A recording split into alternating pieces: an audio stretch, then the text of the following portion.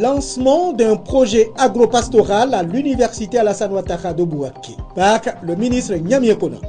Les étudiants veulent faire baisser le coût des tickets de restauration et renforcer la cohésion en milieu estudiantin.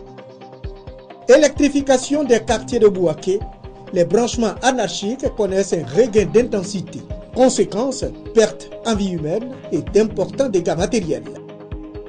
Sport, ouverture du championnat national de football Ligue 1, la rencontre AS Denguélé. Société Omnisport de l'armée n'a pas eu lieu. La formation d'Odiédé a brillé par son absence au stade de Bouaké. Merci de votre fidélité à la chaîne de la Nouvelle Vision et bienvenue dans cette édition. L'université Alassane Ouattara veut faire baisser les coûts des tickets de restauration et favoriser la cohésion entre étudiants. Pour ce faire, un projet agro-pastoral est initié. 627 hectares sont retenus pour faire de l'élevage et produire du vivrier. Le lancement de l'opération a eu lieu en présence du ministre Niamey Kona. Reportage Ouattara Amadou.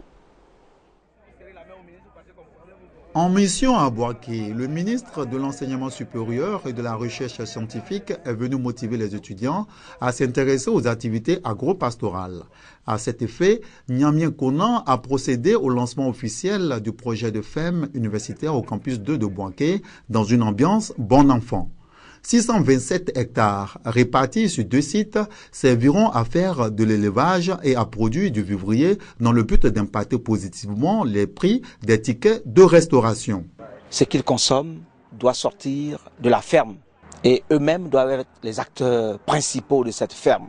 Et à la longue, le prix du ticket de restaurant universitaire puisse baisser de façon heureuse. Le fait que des étudiants soient ici à produire la nourriture, que certains soient à la cuisine, ils vont se sentir utiles les uns envers les autres. Ils vont former une communauté sociale. Ils vont arrêter peut-être de s'agresser. Avec un fonds de départ de 200 millions de francs CFA, la réalisation de cette ferme universitaire est fort appréciée par les étudiants qui s'engagent pour sa réussite. Nous sommes prêts à nous engager, à mettre notre force, à mettre nos idées, à mettre notre sueur, à nous donner de la peine pour mettre fin ou du moins atténuer nos peines. Ce projet agro-pastoral est prévu s'étendre aux autres universités du pays. La journée de la solidarité a été marquée par une collecte de fonds en vue de la création du 3e foyer de la communauté de l'Arche de Bouaké. 25 millions de francs, c'est la somme à mobiliser afin de permettre aux personnes vivant avec un handicap mental de s'insérer dans le tissu économique et social du pays. Création de foyers et des ateliers pour les personnes vivant avec handicap mental. Telle est la mission que s'est assignée la communauté de l'Arche de Bouaké. En effet, après 40 ans d'existence, cette communauté rencontre de réelles difficultés, notamment le manque de local pour accueillir de nouveaux pensionnaires qui le sollicitent.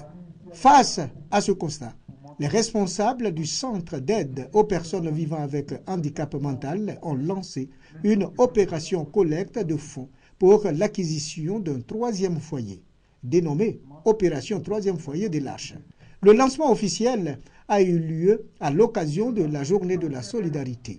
Une opération qui vise à recueillir 25 millions de francs CFA pour la réalisation de ce projet d'insertion sociale. Il nous faut 250 000 Ivoiriens et de demander à chacun de donner 100 francs. Quand on fait le point, ça fait 25 millions. Avec ces 25 millions, nous voulons utiliser 10 millions pour acheter une maison, 3 500 000 pour la réhabiliter, 1 500 000 pour l'équiper, 3 millions pourraient servir de frais notariés. Il nous restera 7 millions. Les 7 millions vont servir à recruter 2 permanents, 2 volontaires. Fondée en 1974, l'Arche de Bouaké est la première communauté sur le territoire africain. Elle accueille 36 personnes avec une déficience intellectuelle en internat ou externat et assure la rééducation psychomotricienne des enfants qui en ont besoin. Lancement des activités de l'association Dominique Ouattara, la structure existe pour assurer l'autonomie financière des femmes. La rencontre a eu lieu à Djeboudoua. Le reportage de Ouattara Yeneba est commenté par Ouattara Amadou. L'association Dominique Ouattara Ado lance ses activités à Djebonois. Structure à caractère social regroupe les femmes de la région de Gbeke. Les femmes de l'association Dominique Ouattara ont pour objectif de s'unir et de s'entraider en vue de lutter contre la pauvreté. Il s'agira pour les membres de cette structure de mener des activités génératrices de revenus pour assurer leur autonomie financière. Pour celles qui font le vivrier, on a donné de la tomate, la semence de tomates, un peu d'engrais. Maintenant à Godikoro, bon, on a donné un peu d'igname pour celles qui font l'igname. Si je peux avoir des gens pour m'aider pour avoir de la semence, donner à mes femmes et celles qui peuvent aussi avoir la microfinance pour pouvoir faire des commerces pour s'autosuffire. Les autorités locales ont apporté leur encouragement aux femmes de cette association. Elles les invitent à être des modèles à l'image de la première dame de Côte d'Ivoire.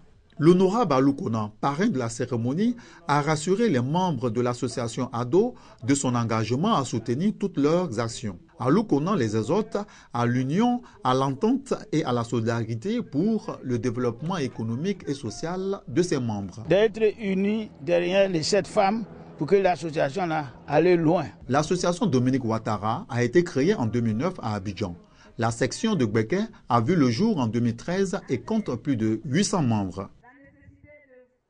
À Bouaké, les branchements anarchiques connaissent un regain d'intensité avec de nombreuses conséquences, pertes en vie humaine et de nombreux dégâts matériels. Cependant, plusieurs quartiers de Bouaké attendent leur électrification pour mettre fin à ces drames. Des fils électriques pendant sur des toits, ils sont portés par des poteaux en bois. Ce dispositif constitue la source d'approvisionnement en électricité pour les ménages d'ici au quartier Odiné-Krouani. À Belleville, Banco, Toulakwa-Diokro, d'autres quartiers de Bouaké, le branchement anarchique reste également le moyen d'accès à l'électricité. Une alternative à la non-viabilisation de ces quartiers à grande densité de population. Tous ces grands quartiers-là, il n'y a pas de courant chez nous ici. Comment on fait pour avoir la lumière?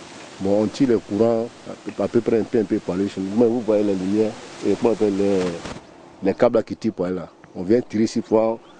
Tu vas derrière là-bas. Ça jusqu'à au moins à 2-3 km comme ça. Les gens habitent pour aller, il n'y a pas de courant chez nous. La cohabitation avec les fils électriques non protégés, un danger permanent. Déjà 3 morts par électrocution au cours de cette année 2015. Un risque que les populations s'obligent à occulter. C'est dangereux pour nous. Parce que souvent quand il pleut, même souvent là, quand ça tombe à terre par exemple, quand on maille dessus, ça crée des problèmes dans le quartier. Vraiment, on a besoin de courant dans nos quartiers. On a fait des demandes fatiguées depuis, on est ici, moi ici depuis 1998. Si l'État pouvait viabiliser correctement les quartiers pour que tout un chacun puisse avoir l'électricité, ça serait l'idéal. Le branchement anarchique n'est pas sans incidence sur les biens électroménagers. Ça n'arrive pas à supporter. Souvent, ça grille les appareils. Le fait que la puissance n'est pas trop, le courant se coupe souvent. Puis après, le courant revient. La puissance qui vient dans l'appareil, ça grille l'appareil. Les câbles qu'on prend pour tirer le courant, c'est les câbles téléphoniques là. Donc, il n'y a pas assez de force dedans. Comme à Bouaké, dans de nombreuses villes ivoiriennes, le branchement anarchique a pris des proportions importantes. Le phénomène représente pour la compagnie ivoirienne d'électricité CIE une perte annuelle de 2 milliards de francs CFA. Le reportage de Soro Corona Blaise Mamadou est commenté par Léon Brou-Kwame. L'axe Bouaké-Brobo connaît une dégradation avancée au niveau du village de Sinanvessou. Passer à ce niveau est devenu dangereux pour les usagers de la route. Cette dégradation est du fait de l'érosion qui crée un gros trou dans la chaussée, rétrécissant de ce fait le passage des véhicules. Les usagers appellent tout simplement à la réhabilitation de ce point critique pour une circulation plus aisée. Soro Corona Blaise Mamadou, Kader Sogodogo. L'axe reliant la région de Gbeke à celle de Lifou et du Bélier en passant par Brobo, plus précisément la nationale A8 connaît un point critique. Un énorme trou est visible au niveau de Sinanvessou, village situé à 10 km de Bouaké. Cette détérioration s'est accentuée cette année avec les grandes pluies tombées sur la région de Gbeke. L'érosion a donc fortement endommagé la chaussée, rétrécissant du coup le passage des voitures. Ce gros trou qui réduit visiblement la voie devient plus dangereux la nuit et en période de pluie pour les usagers. Ça nous fatigue trop, même la nuit quand on roule comme ça là. Il faut qu'on stoppe d'abord pour bien vérifier. Souvent, il y a embouteillage. Quand il pleut comme ça, bon, souvent, l'eau même monte sur le capot. On ne voit même pas même. On a évacuation peut-être à 1h du matin, à 4h du matin comme ça. Et puis quand il pleut, quand on arrive ici, on ne sait pas où se trouve le trou. Souvent même on vient garer jusqu'à ce que vraiment la pluie cesse. Et puis vraiment ça nous crée beaucoup de problèmes avec nos patients. Pour l'heure, aucun incident grave n'a encore été déploré. Le chef de Sinanvessou, village situé en bordure de cette voie, craint le pire si rien n'est fait. Si les autorités n'interviennent pas dans l'immédiat, il va y avoir une très grande catastrophe. Vous avez vu que le goudron est coupé. Il ne reste plus que le passage d'une seule voiture. Une fois, il y a un véhicule, un gros camion, il fallait tomber, mais il est rentré en brousse par là. Il est quitté par là, il est rentré sur Boaké. Bon, en fait, ce n'est pas très grave. Des situations similaires sont signalées sur l'axe Boaké-Botro et sur le pont de Marabadiassa. Congrès constitutif des structures syndicales des filières textiles, coton et anacarde de Côte d'Ivoire. Un premier secrétaire général est élu à l'issue des travaux pour défendre les intérêts moraux et matériels de ces travailleurs. Le reportage de Charles Tatou. Les entreprises agricoles de Côte d'Ivoire ont un effectif global d'environ plus de 4000 travailleurs salariés. La mesure gouvernementale quant à la revalorisation des salaires n'est pas encore totalement appliquée au sein de ces entreprises.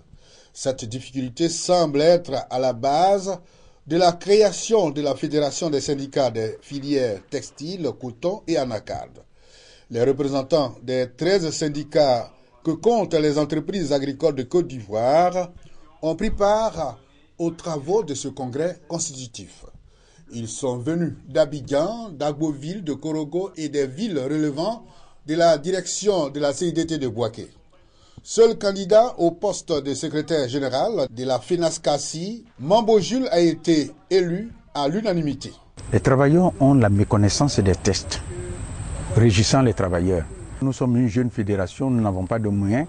Il faut d'abord penser à fédérer avec l'international. Aujourd'hui, on est syndicaliste que lorsqu'il y a une entreprise. Et c'est pour cela que nous devons aller vers les employeurs, qui sachent que nous avons un intérêt commun, l'entreprise. Les autorités administratives de Boaké et les responsables de la CIDT ont salué l'initiative des travailleurs des entreprises agricoles. Ils leur ont prodigué de sages conseils. Campagne d'information et de sensibilisation de l'ONG Wake Up Africa sur l'impact de la salubrité dans la vie de tous les jours. Caravane d'hygiène et de salubrité a fait escale à l'EPP Boaké Ngata Krot 2. Il était question d'inculquer aux apprenants les bonnes règles pour éviter les maladies liées à la malpropreté. Charles Tatou, reportage. La fièvre typhoïde, le choléra, l'Ebola et le paludisme, des maladies liées à la saleté auxquelles il faut beaucoup faire attention. Pour les éviter, il faut avoir un comportement responsable, surtout avoir le réflexe poubelle et lavage des mains. Ces notions, les responsables de l'ONG Wake Up Africa les ont inculquées aux écoliers de l'EPP Ngata Krot 2 de Boaké à travers une caravane d'hygiène et de salubrité. On a décidé de commencer dans ce groupe scolaire pour inculquer justement à nos enfants des notions simples, leur donner des habitudes, des aptitudes qui vont leur permettre de pouvoir éviter des maladies. La caravane appréciée par les partenaires européens du CHU de Boaké et les acteurs du système éducatif. Toute la population doit connaître les règles d'hygiène et pour que tout le monde connaisse les règles d'hygiène, le plus simple, c'est de commencer par les enfants. Ils vont les transmettre dans leur famille et on va, par cette information, réussir à améliorer l'hygiène de base, l'hygiène corporelle, la salubrité, qui sont des points très importants. Nous pensons que c'est un soulagement parce qu'on apporte du matériel à nos enfants pour pouvoir se laver les mains correctement. Cette caravane d'hygiène et de salubrité s'inscrit dans le cadre des activités de propreté initiées par l'ONG Wake Up Africa, qui œuvre aussi dans le domaine de la salubrité. Sport football pour terminer cette édition. L'ouverture du championnat national de football n'a pas été effective au stade de la Paix de Boaké. La première journée qui opposait l'équipe de l'AS Denguélé à la SOA n'a pas été disputée. La formation venue de Djedé a tout simplement brillé par son absence au stade de Bouaké. L'association sportive du Denguélé reçoit les militaires de la SOA pour cette première journée de la Ligue 1 du championnat de Côte d'Ivoire au stade de la Paix de Bouaké. Pour cette reprise du championnat, les tribunes du stade de Bouaké sont restées vides. Même constat sur le rectangle vert. Seule l'équipe de la société Omnisport de l'armée s'est présentée. Après 15 minutes d'abattement observé par le trio arbitral, comme cela est demandé, le commissaire au match a constaté le forfait. Déjà à la réunion technique, Denguélé a brillé par son absence. Et sur le terrain, c'est seulement la SOA qui est présente. Donc les arbitres vont constater les 15 minutes d'abattement. Et après ces 15 minutes, ils font leur rapport. Moi également, je fais le mien. On dépose à la FIF, aux autorités compétentes, et c'est à elles plutôt de prendre les décisions. Pour cette saison 2015-2016, la SOA veut mieux faire que par le passé. Il faut signaler que la pelouse du stade de la Paix de Bouaké, entièrement rénovée, va permettre aux équipes de pratiquer du beau football. Et voilà, c'est la fin de cette édition. Merci de nous avoir suivis et à très bientôt.